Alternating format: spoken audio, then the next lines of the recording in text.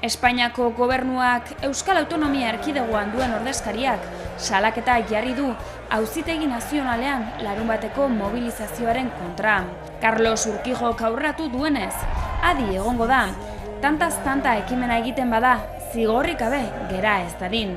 Ohartarazi duenez, etako presoen aldeko ekitaldia izango da, eta gobernuaren espetxe politikaren kontrakoa. Eta horrezagatik dei egin du adi egotera. Biktimen duintasunaren kontrako iraina dena ospatzekotan ere, zigorrik gabe gera ez dadin. Aurten gainera, urteroko aldarrikapenari jai kutsua duen ekimena gehitu nahi izan diotela gogor salatu du.